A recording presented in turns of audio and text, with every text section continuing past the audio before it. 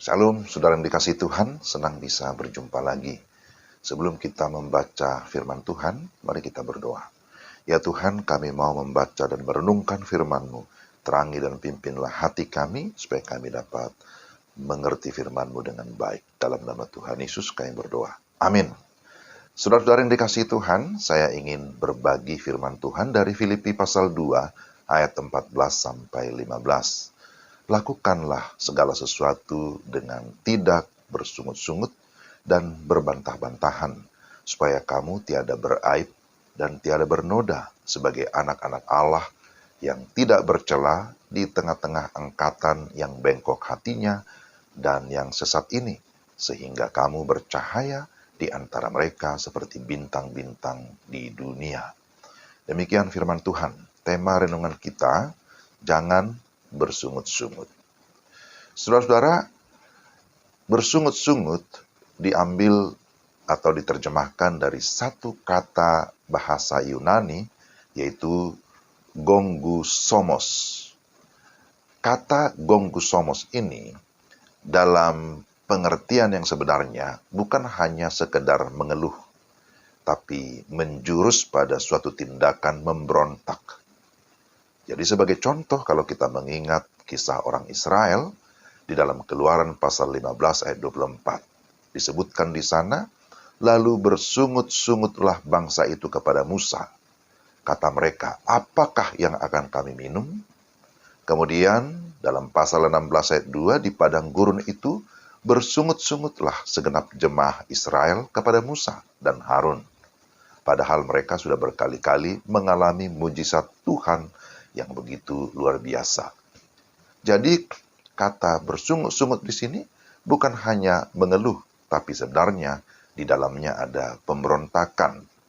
Sedangkan berbantah-bantah dari kata dialogismos itu menunjukkan adanya pertengkaran yang sesungguhnya tidak perlu.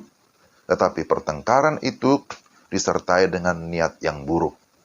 Jadi, saudara, ini adalah dua kata yang dua-duanya berkonotasi negatif. Baik itu bersungut-sungut, berbantah-bantahan, itu sesungguhnya konotasi yang sangat negatif. Maka Paulus menulis surat kepada jemaat Filipi ketika dia berada di penjara. Dia sudah mengalami banyak penderitaan, bahkan dia berkata penderitaannya seperti duri dalam daging, yang menurut banyak penafsir itu merupakan penyakit yang sangat luar biasa. Dan di saat dia berdoa berkali-kali, apakah Tuhan menyembuhkan dia? Kita tahu bahwa Tuhan tidak menyembuhkan dia. Belum lagi bahwa dia akan dihukum mati oleh karena pemberitaan Injil. Paulus juga punya banyak alasan untuk bersungut-sungut. Tetapi kalau kita membaca surat Filipi, tidak pernah disebutkan bahwa Paulus bersungut-sungut, mengeluh, atau berbantah-bantahan.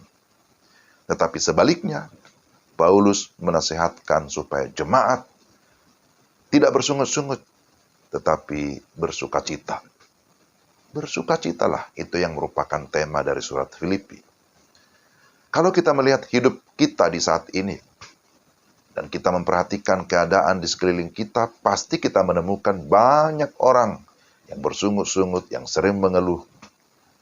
Tetapi bagi orang percaya, firman Tuhan ini sesungguhnya menjadi satu peringatan supaya dalam menjalani hidup ini kita perbanyak bersyukur. Kita hindari bersungut-sungut, berbantah-bantahan. Karena ketika kita bersungut-sungut, itu pasti akan menghilangkan sukacita.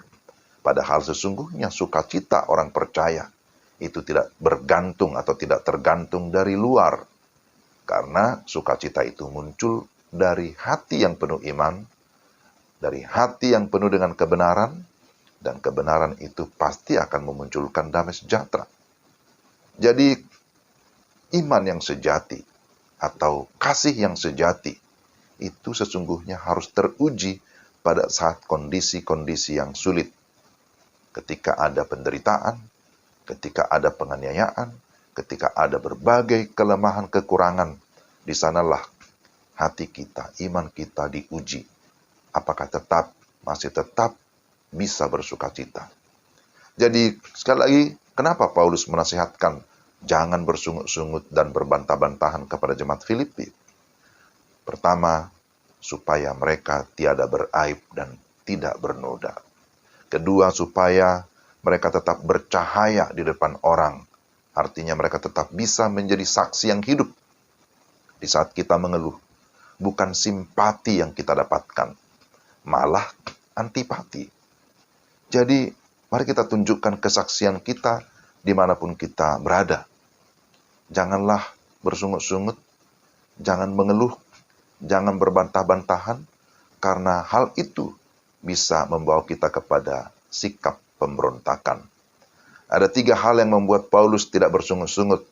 Kalau kita perhatikan dalam ayat 8, Filipi 4 ayat yang ke-8, dia belajar untuk berpikir positif.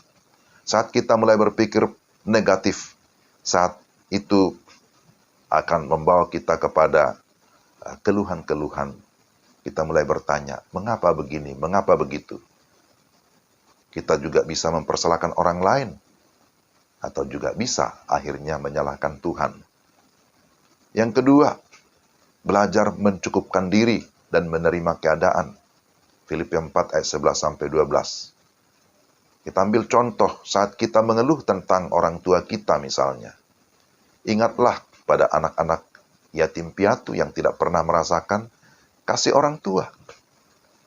Saat kita mengeluh tentang anak kita, ingatlah ada orang-orang yang berharap untuk mendapatkan anak tetapi tidak mendapatkan.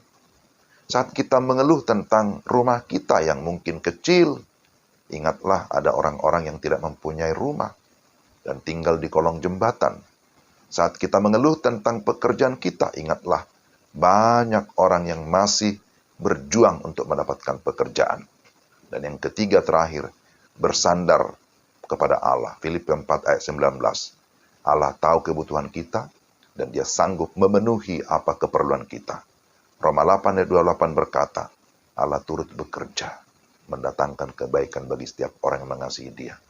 Jadi, hidup kita tidak di bawah kendali takdir yang tidak jelas, tapi kita berada dalam kendali kuasa Allah dan kasih-Nya.